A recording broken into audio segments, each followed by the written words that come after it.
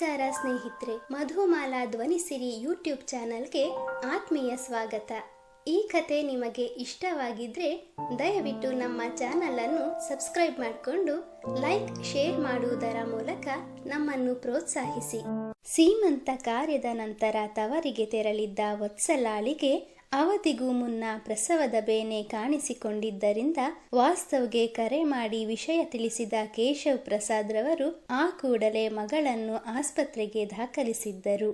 ಕೌಸಲ್ಯ ಹಾಗೂ ಅಂಬುಜಾಕ್ಷಿಯವರಂತೂ ವತ್ಸಲಾಳನ್ನು ಆಪರೇಷನ್ ಥಿಯೇಟರ್ಗೆ ಕರೆದುಕೊಂಡು ಹೋದಾಗಿನಿಂದ ದೇವರ ಮುಂದೆ ಕುಳಿತು ಪ್ರಾರ್ಥಿಸುತ್ತಿದ್ದವರು ವತ್ಸಲಾಳಿಗೆ ಏನು ತೊಂದರೆ ಆಗಬಾರದೆಂದು ದೇವರಿಗೆ ಪರಿಪರಿಯಾಗಿ ಬೇಡಿಕೊಳ್ಳತೊಡಗಿದರು. ಹೆಂಡತಿಗೆ ಯಾವುದೇ ಹಾನಿಯಾಗಬಾರದೆಂದು ತನ್ನ ಪ್ರಾಣವನ್ನು ಕೈಯಲ್ಲಿ ಹಿಡಿದುಕೊಂಡು ಅತ್ತಿಂದಿತ್ತ ಓಡಾಡುತ್ತಿದ್ದ ವಾಸ್ತವ್ ಆಪರೇಷನ್ ಥಿಯೇಟರ್ನಿಂದ ವೈದ್ಯರು ಹೊರಬರುತ್ತಿದ್ದಂತೆ ಹೆಂಡತಿಯ ಬಗ್ಗೆ ವಿಚಾರಿಸಿದನು. ಹೊಟ್ಟೆಯಲ್ಲಿ ಮಗು ಅಡ್ಡ ತಿರುಗಿದೆ. ಸಿಚುವೇಶನ್ ತುಂಬ ಕ್ರಿಟಿಕಲ್ ಆಗಿದೆ. ಈಗ ನಾವು ಎಷ್ಟೇ ಕಷ್ಟಪಟ್ಟರೂ ಒಂದು ಮಗುವನ್ನು ಬದುಕಿಸ್ಬೋದು, ಇಲ್ಲ ಅಂದರೆ ತಾಯಿನ ಉಳಿಸ್ಬೋದು. ಇಬ್ಬರಲ್ಲಿ ಒಬ್ಬರ ಪ್ರಾಣವಂತೂ ದೇವರ ಕೈಲಿದೆ. ಇದು ತುಂಬ ಕಾಂಪ್ಲಿಕೇಟ್ ಕೇಸ್ ಆಗಿರೋದ್ರಿಂದ ನಮ್ಮ ಕೈಲಾದ ಪ್ರಯತ್ನ ನಾವು ಮಾಡ್ತಾನೆ ಇದ್ದೀವಿ. ಹೋಪ್ ಕಳ್ಕೋಬೇಡಿ. ಆದರೂ ನಾವು ಯಾವುದಾದ್ರೂ ಒಂದು ಜೀವಕ್ಕೆ ಗ್ಯಾರಂಟಿ ಕೊಡೋದಕ್ಕೆ ಆಗೋದಿಲ್ಲ ಎನ್ನುತ್ತಿದ್ದಂತೆ ವಾಸ್ತವ್ ವೈದ್ಯರ ಕೈ ಹಿಡಿದು, ಡಾಕ್ಟರ್, ದಯವಿಟ್ಟು ಹಾಗೆ ಹೇಳಬೇಡಿ. ನನಗೆ ನನ್ನ ಹೆಂಡತಿ ಹಾಗೂ ನನ್ನ ಮಗು ಇಬ್ಬರ ಪ್ರಾಣವೂ ಮುಖ್ಯ. ದಯವಿಟ್ಟು ಇಬ್ಬರನ್ನು ಬದುಕಿಸಿಕೊಡಿ ಎಂದು ಅಂಗಲಾಚಿದನು. ನೋಡಿ ಮಿಸ್ಟರ್ ವಾಸ್ತವ್, ಈ ರೀತಿ ಕೇಸ್ಗಳನ್ನು ನಾವು ಸಾಕಷ್ಟು ಹ್ಯಾಂಡಲ್ ಮಾಡಿದ್ದೀವಿ. ಅದರಲ್ಲೂ ನಿಮ್ಮ ಮಿಸಸ್ ಹೆಲ್ತ್ ಬಗ್ಗೆ ನಿಮ್ಗೆ ಚೆನ್ನಾಗಿ ಗೊತ್ತಿದೆ. ಅವರು ಇರೋ ಸಿಚುವೇಶನ್ ನಲ್ಲಿ ಈ ರೀತಿ ರಿಸ್ಕ್ ತೆಗೆದುಕೊಂಡಿದ್ದೀರಾ. ಇದು ನಿಮ್ಮ ಪರ್ಸನಲ್ ಒಪಿನಿಯನ್, ಅದಕ್ಕೆ ನಾವೇನು ಅಬ್ಜೆಕ್ಟ್ ಮಾಡೋದಿಲ್ಲ. ಬಟ್ ನಮ್ಮ ಪೇಷಂಟ್ಸ್ ಬಗ್ಗೆ ನಮಗೂ ಕನ್ಸರ್ನ್ ಇರುತ್ತಲ್ವಾ, ಅದಕ್ಕಾಗಿ ನಿಮ್ಗೆ ಅವತ್ತೇ ಇನ್ನೊಂದ್ಸಲ ಯೋಚಿಸಿ ಮುಂದುವರಿರಿ ಅಂತ ಸಜೆಸ್ಟ್ ಮಾಡಿದ್ದು. ಇಷ್ಟು ದಿನಗಳು ಧೈರ್ಯವಾಗಿದ್ದು ಈಗ ಧೈರ್ಯ ಕಳೆದುಕೊಳ್ಬೇಡಿ ಎಂದ ಡಾಕ್ಟರ್ ಹರ್ಷರವರ ಮಾತುಗಳನ್ನು ಕೇಳಿ ತನ್ನ ಮನಸ್ಸನ್ನು ಗಟ್ಟಿ ಮಾಡಿಕೊಂಡವನು, ಡಾಕ್ಟರ್, ನನ್ನ ಹೆಂಡತಿನ ಕಳ್ಕೊಂಡು ನಾನು ಬದುಕಿರೋದಿಲ್ಲ. ನಾವು ನಿಮ್ಮನ್ನೇ ನಂಬಿದ್ದೀವಿ ಎಂದು ಅವರಿಗೆ ಕೈ ಮುಗಿದು ಬೇಡಿಕೊಂಡನು. ಡೋಂಟ್ ವರಿ ಮಿಸ್ಟರ್ ವಾಸ್ತವ್, ನಮ್ಮ ಕೈಯಲ್ಲಿ ಏನೂ ಇಲ್ಲ, ಎಲ್ಲ ಭಗವಂತನಿಚ್ಛೆ ಎಂದವರು, ಸಿಸ್ಟರ್, ಆಪರೇಷನ್ಗೆ ಎಲ್ಲ ರೆಡಿ ಇದೆ ತಾನೆ, ಕ್ವಿಕ್ ಹರಿಯಪ್ ಎನ್ನುತ್ತಾ ವಾಸ್ತವ್ನ ಬೆನ್ನು ತಟ್ಟಿ ಬಿ ಸ್ಟ್ರಾಂಗ್ ಎಂದು ಧೈರ್ಯದ ಮಾತುಗಳನ್ನು ಹೇಳಿ ಆಪರೇಷನ್ ಥಿಯೇಟರ್ನ ಒಳ ನಡೆದರು. ಕೇಶವ್ ಪ್ರಸಾದ್ ಹಾಗೂ ನಾಗೇಂದ್ರರವರು ಗಂಭೀರವಾಗಿ ಒಂದೆಡೆ ಕೈಕಟ್ಟಿ ಕುಳಿತಿದ್ದರೆ ಚಂಚಲ ಹಾಗೂ ವಾರಿಜ ಕುಳಿತಲ್ಲಿಯೇ ದೇವರನ್ನು ಸ್ಮರಿಸುತ್ತಿದ್ದರು. ಇತ್ತ ಆಸ್ಪತ್ರೆಯ ಆವರಣದಲ್ಲಿ ನೀರವ ಮೌನ ಆವರಿಸಿತ್ತು. ಒಂದು ಕಡೆ ಗೋಡೆಗೆ ನೇತು ಹಾಕಿದ್ದ ಗಡಿಯಾರದಲ್ಲಿ ಸೆಕೆಂಡಿನ ಮುಳ್ಳು ಟಕ್ ಟಕ್ ಎಂದು ಶಬ್ದ ಮಾಡುತ್ತಾ ಮುಂದೆ ಸಾಗುತ್ತಿದ್ದರೆ ವಾಸ್ತವ್ನ ಹೃದಯದ ಬಡಿತ ಇಡೀ ಆಸ್ಪತ್ರೆಯಲ್ಲಿ ಪ್ರತಿಧ್ವನಿಸುವಂತೆ ಬಡಿದುಕೊಳ್ಳಲು ಪ್ರಾರಂಭಿಸಿತು. ಸುಮಾರು 4-5 ಗಂಟೆಗಳ ಬಳಿಕ ಮಗುವಿನ ಅಳುವಿನ ಧ್ವನಿಯಿಂದಾಗಿ ನಿಶ್ಶಬ್ದದಿಂದಲೇ ತುಂಬಿದ್ದ ವಾತಾವರಣವು ಲವಲವಿಕೆಯಿಂದಿರುವಂತೆ ಭಾಸವಾಯಿತು. ಮಗುವಿನ ಅಳುವ ಧ್ವನಿಯು ಮನೆಯವರೆಲ್ಲರನ್ನೂ ಸಂತೋಷಪಡಿಸಿದರೆ ವಾಸ್ತವ್ನಲ್ಲಿ ಕಾಣದ ಆತಂಕವೊಂದು ಮನೆ ಮಾಡಿತ್ತು.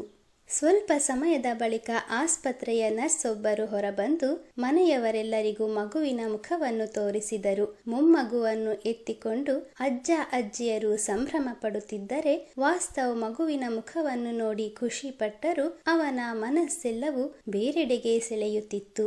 ಒಮ್ಮೆ ಮಗುವನ್ನು ಎತ್ತಿಕೊಂಡು ಎದೆಗಪ್ಪಿಕೊಂಡವನು ಆಗಷ್ಟೇ ಆಪರೇಷನ್ ಥಿಯೇಟರ್ನಿಂದ ಹೊರಬಂದ ವೈದ್ಯರನ್ನು ಪ್ರಶ್ನಾರ್ಥಕವಾಗಿ ನೋಡುತ್ತಾ ನಿಂತನು. ವೈದ್ಯರನ್ನು ಉದ್ದೇಶಿಸಿ ಮಡದಿಯ ಬಗ್ಗೆ ವಿಚಾರಿಸಿದ ವಾಸ್ತವ್ ಅವರು ಉತ್ತರಿಸುವ ಮುನ್ನವೇ ತನ್ನ ಮಾತನ್ನು ಮುಂದುವರಿಸಿದವನು, ಡಾಕ್ಟರ್, ಹೀಗ್ಯಾಕೆ ಮಾಡಿದ್ರಿ? ನಾನು ನನ್ನ ಹೆಂಡತಿನ ಬಿಟ್ಟಿರೋಕೆ ಸಾಧ್ಯ ಇಲ್ಲ ಎಂದು ಅಸಹಾಯಕನಾಗಿ ಆವೇಶದಿಂದ ಮಾತನಾಡುತ್ತಿದ್ದವನು ವೈದ್ಯರು ಪ್ರತಿಕ್ರಿಯಿಸುವ ಮುನ್ನವೇ ಅವರ ಮಾತಿಗೂ ಕಾಯದೆ ಆಪರೇಷನ್ ಥಿಯೇಟರ್ನ ಒಳಗೆ ನಡೆದು ತನ್ನ ಮಡದಿಯನ್ನು ಹುಡುಕಾಡತೊಡಗಿದನು. ಹೆಂಡತಿಯ ಮೇಲಿನ ಪ್ರೀತಿಯಿಂದಾಗಿ ಆ ಕ್ಷಣ ಅವನು ಎಲ್ಲಿರುವನು, ಏನು ಮಾಡುತ್ತಿರುವನು ಎಂಬುದನ್ನೇ ಮರೆತಂತಿದ್ದನು. ಅವನ ಹಿಂದೆಯೇ ಬಂದ ವೈದ್ಯರು, ನೋಡಿ ಮಿಸ್ಟರ್ ವಾಸ್ತವ್, ನೀವು ಎಜುಕೇಟೆಡ್ ಆಗಿ ಹೀಗೆಲ್ಲ ನಡ್ಕೊಳ್ಳೋದು ತಪ್ಪು. ಸ್ವಲ್ಪ ನಮ್ಮ ಮಾತನ್ನು ಕೇಳೋ ಪೇಷನ್ಸ್ ಬೆಳೆಸ್ಕೊಳ್ಳಿ. ನೀವು ಹೀಗೆ ಆಪರೇಷನ್ ಥಿಯೇಟರ್ ಒಳಗೆ ನುಗ್ಬಿಟ್ರೆ ಬೇರೆ ಪೇಷಂಟ್ಸ್ಗೆಲ್ಲ ತೊಂದರೆ ಆಗತ್ತೆ.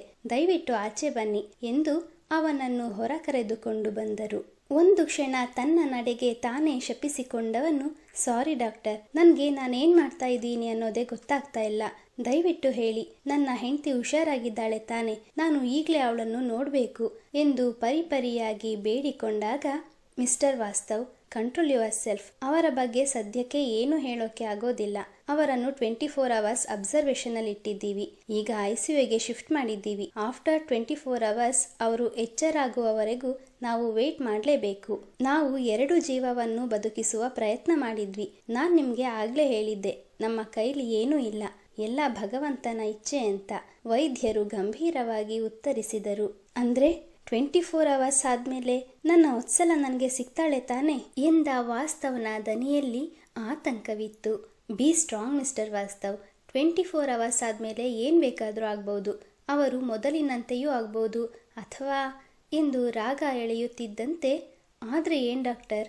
ವಾಸ್ತವ್ ಪ್ರಶ್ನಾರ್ಥಕವಾಗಿ ವೈದ್ಯರ ಮುಖವನ್ನೇ ನೋಡುತ್ತಾ ನಿಂತನು. ಎಚ್ಚರಾಗ್ಲಿಲ್ಲ ಅಂದ್ರೆ ಅವರು ಕೋಮಾಗೆ ಹೋಗೋ ಚಾನ್ಸಸ್ ತುಂಬಾ ಇದೆ. ಈಗಾಗಲೇ ಅವರು ತುಂಬಾ ವೀಕ್ ಆಗಿರೋದ್ರಿಂದ ಅವರ ಜೀವಕ್ಕೆ ನಾವು ಯಾವುದೇ ಗ್ಯಾರಂಟಿ ಕೊಡೋದಿಲ್ಲ.